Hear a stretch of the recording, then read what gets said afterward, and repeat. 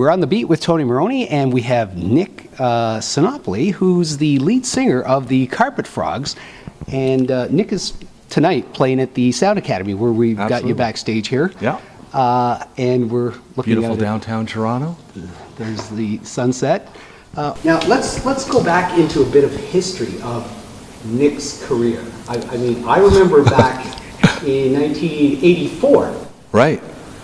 You were hanging around with Frank Soda. I worked for Frank Soda. Singing at the time. No, actually, that's how I started off in this business, was with Frank Soda. I was on the crew, blowing up his head and dancing around with arses on my face and all kinds of stuff.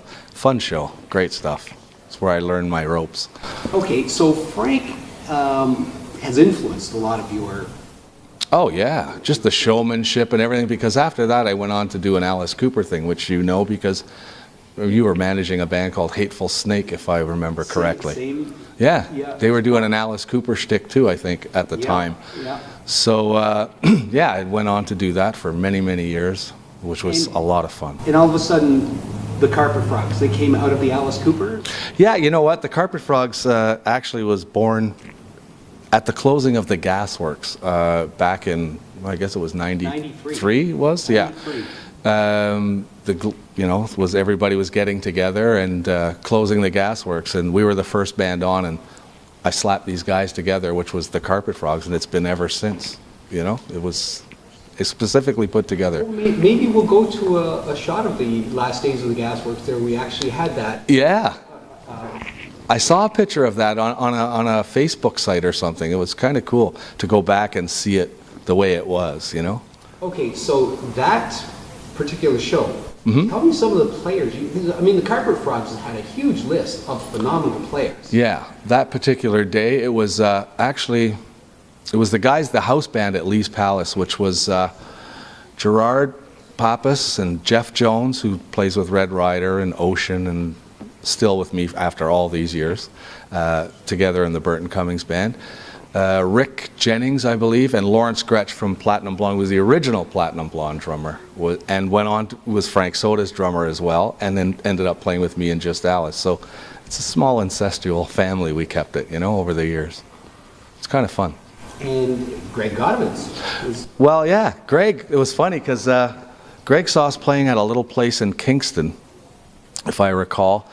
And he came out and saw the band and got up on stage, and I think the first song we ever did was a Beatles song, I'll Be Back or something, and that was it. Well, you know, Greg's a big Beatles fan, so he was kind of hooked. I tried to get him in the band, and he wouldn't do it for the longest time, you know, because, you know, the money wasn't there, and we're just getting it started. And then he came on board, and he was with us for a while. We wrote an album together, and then now he's out west, obviously, and we just keep going, you know, doesn't stop. I remember your first album being recorded at Cherry Beach Studios? No, actually it was in Oshawa with, what's the name of that place now? A nightclub? No, it was in a studio. Paul, his name escapes me now, French guy.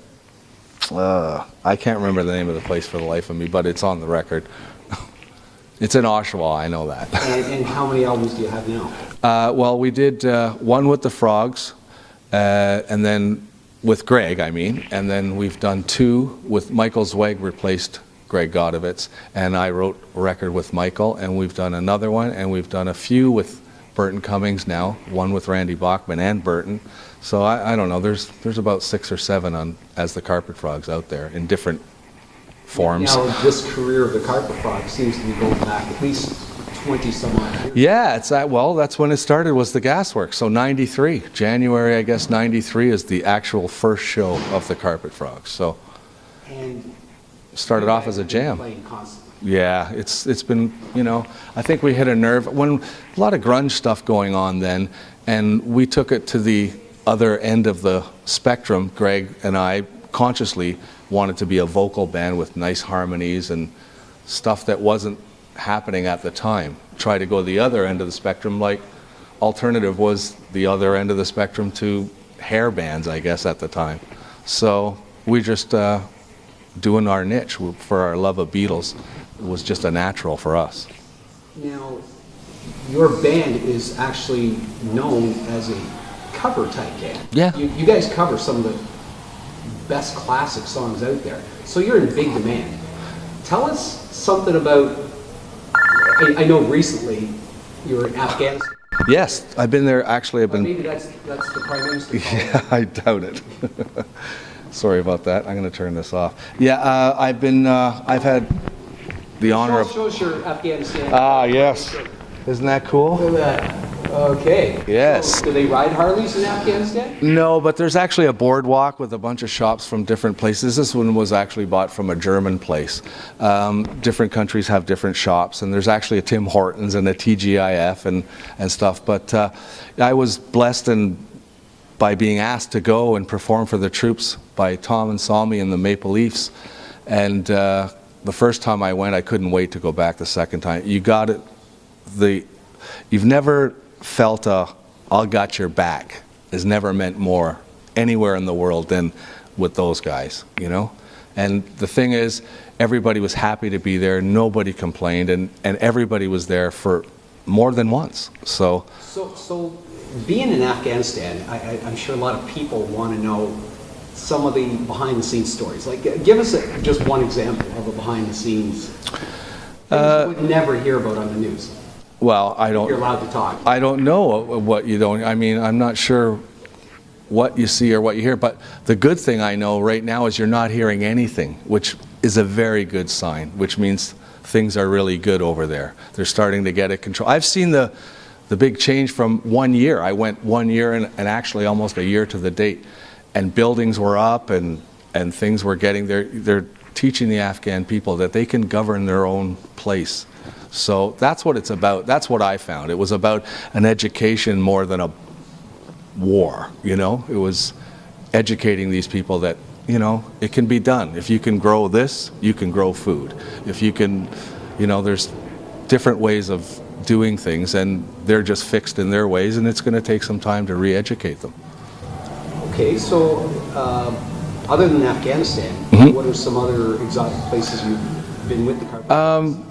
Well, with Burton, we've been blessed to do lots of stuff. I mean, we've played the Olympics, we've played Live Aid, we've played in Hawaii, we've done, you know, I went from Afghanistan, and the next day I played in the Dominican Republic. So from one extreme, within the same 48 hours, like 24 hours, I flew right from Afghanistan, basically came home, gave my wife the laundry, and was on a plane within 4 hours over to Punta Cana.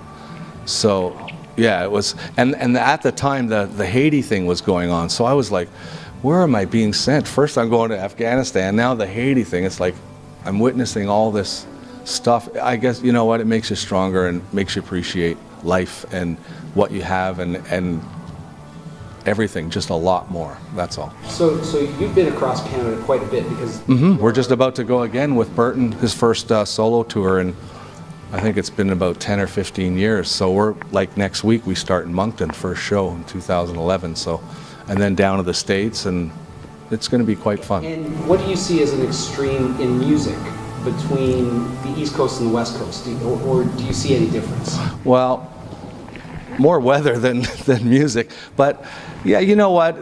Each coast has their own thing. I tend to think that in Ontario it's a little harder. In Quebec it's a little harder edged music. The music in the East Coast, of course, is Celtic influence, so there's a lot of that stuff. In the West Coast it's middle of the road kind of thing. You know, that's what I find generally speaking, but you can't, I don't see everything, so I don't know. But your music has a good cross-reference, so yeah, they really love you guys. Absolutely. Well, we play, you know what, like us or not, you know the song, so that's, I think, familiarity is good, so everybody likes the song. So you've got the Canada tour. What do you see in the future of the Carpet Frogs within the next couple of years?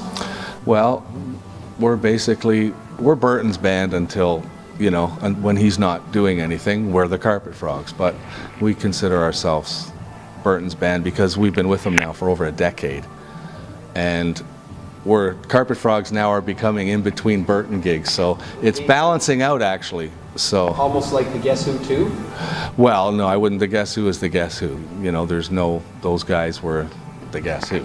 I mean, we're just playing their music and just trying to keep the spirit alive, basically. And do people mistake you as the Guess Who? No. I mean, no, they don't. They know. I mean, they know the voice. They know that voice, and that's basically what they're recognizing. That, and all those songs, I mean, they're staples in Canadian music. I mean, you're doing something when these songs came out somewhere, even no matter how old you are. You know, it doesn't matter whether it was American Woman through Lenny or through them or the first time around when you heard it. I mean, it's still here. So. And what were you doing when you first heard Burton Cummings?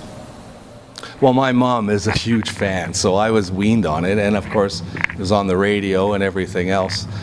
I mean, I think the first song I can recall, well, I think I seen them doing American Woman on American Bandstand or one of those shows. I remember that as a child, so I was probably 9 or 10 at the time, but I do remember it.